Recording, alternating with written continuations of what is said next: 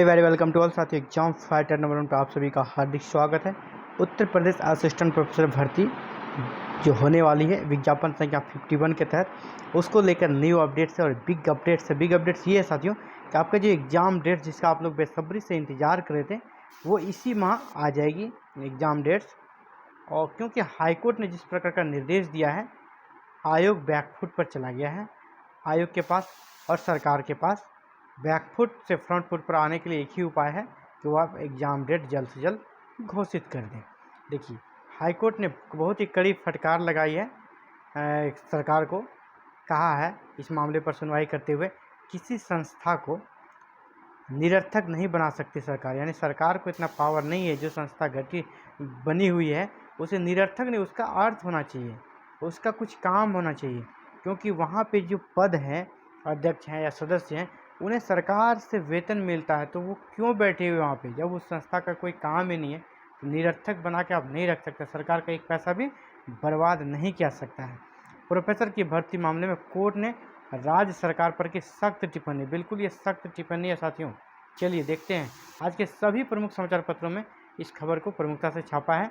देखिए, अमर उजाला के में ये न्यूज़ है, अमर उजाला के माध्यम से, अमर उजाला में भी है।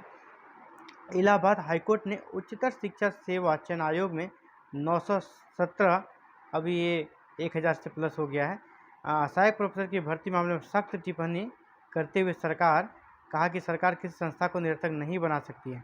हाईकोर्ट ने राज्य सरकार से पूछा कि क्यों ना डॉक्ट्रिन ऑफ नेसेसिटी सिद्धांत यानी आवश्यकता का सिद्धांत के तहत आयोग का कोरम पूरा न होने के बावजूद चयन व साक्षात्कार लेने के निर्देश दिए जाए।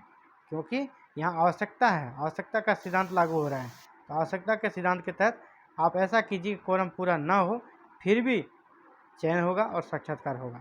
याचिका पर अगली सुनवाई 16 मई को होनी है।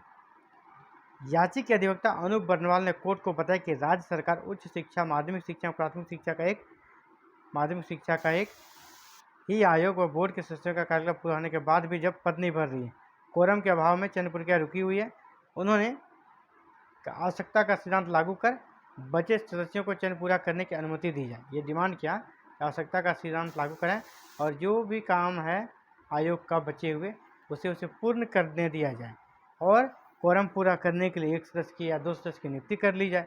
वैसे तो एक सदस्य से भी काम चल जाएगा। न्यायमूर्ति अजीत कुमार ने कहा, कैबिनेट प्रस्ताव पारित कर चुके हैं, लेकिन जब तक यह कानून न बन जाए तब तक वर्तमान व्यवस्था ही प्रभावी होगी। यानी जो कि सरकार की तरफ से यह हवाला दिया जा रहा था कि हमने एक नया आयोग बनाने का फैसला किया है और इसके लिए कैबिनेट से प्रस्ताव भी पारित हो गया है, इसलिए नियुक्ति नहीं हो रही है। लेकिन अभी वो कानून नहीं बना है, सिर्फ कैबिनेट से पास करने से नहीं होगा, अभी वो लागू नहीं हुआ है, तब तक ये पुरानी जो व्यवस्था है यही बनी रहेगी। यानी यूपीएचएससी काम करते रहेगी और यही एग्ज़ाम को कंडक्ट कराएगी, ऐसा कोर्ट ने कहा है। कोर्ट ने ये भी कहा किसी संस्था को निरर्थक नहीं कर सकती। महेंद्र सिंह एवं 3 अन्य की याचिका में 2022 से रुका सहायक प्रोफेसर की भर्ती पूरी करने की मांग की गई है। राज्य की तरफ से कहा गया है कि आयोग का कोरम पूरा नहीं होने के कारण निर्णय नहीं लिया जा सकता है। कहा कि राज्य सरकार द्वारा आयोग में नियुक्ति न करने के आधार पर चयन प्रक्रिया को अनिश्चित काल के लंबित नहीं कर सकता है। ये भी कहा कि आयोग में आप अगर सदस्य की नियुक्ति नहीं करते हैं तो अनिश्चित काल के लिए इसे लंबित नहीं कर सकते हैं। अनिश्चित काल के लिए कि हमें कोरम पूरा नहीं हो रहा है इसलिए सदस्यों की नियुक्ति नहीं करें, इसलिए प्रक्रिया लंबित है, यानी आप अनिश्चित काल के लिए इस प्रक्रिया को लंबित नहीं कर सकते हैं। राज्य सरकार की ओर से कहा गया कि सभी स्तर के आयोगों का एकीकरण कर एक आयोग बनाने का प्रस्ताव कैबिनेट में पारित किया गया है। इस दलील को देखिए, यहाँ पे बहुत बड़ी बात है। इस दलील को जो कहा कि हम लोग एक नया आयोग बना रहे हैं, जैसे ही कहा इसने क्या कि इस दलील को अस्वीकार कर दिया कोर्ट ने। मैंने कड़ी फटकार लगाई, अस्वीकार करते हुए कोर्ट ने कहा उच्चतर शिक्षा सेवा आयोग अधिनियम 1980 विधायिका द्वारा पारित विद्यमान कानून है और वर्तमान में लागू है, मात्र कैबिनेट के प्रस्ताव के आधार पर इस कानून को निष्क्रिय नहीं किया सकता है। यानी ये जो उच्चतर शिक्षा सेवा आयोग अधिनियम 1980 है, ये हमारे यहाँ लागू है और ये अभी तब तक निरस्त नहीं हो जाएगा जब तक कि नया लागू नहीं हो जाए, जबकि उसे अभी कैबिनेट से प्रस्ताव पारित हुआ है, इसीलिए ये निष्क्रिय नहीं, यानी इसके आधार पर आप नियुक्ति कर सकते हैं। ठीक है।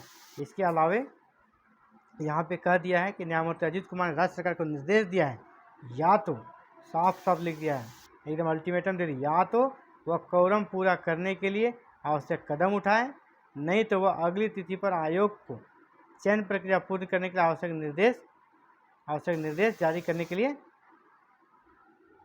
बाध्य है। यानी अगला बार अगर वो 16 मई को इस दिशा में कदम नहीं उठाती है क्वोरम पूरा करने का, तो दिशा निर्देश भी दे सकती है कोर्ट, तो आपको कैसे करना है। देखिए वही यहाँ इस समाचार पत्र में भी छापा गया है, आवश्यकता के सिद्धांत के तहत क्यों न करें भर्ती पूरी, ये कोर्ट ने कहा है ना। वो एक सहायक प्रोफेसर भर्ती मामला, सेम वही न्यूज है यहाँ पर भी, और इस समाचार पत्र ने भी इसे प्रमुखता से छापा है। आगे बढ़ते हैं।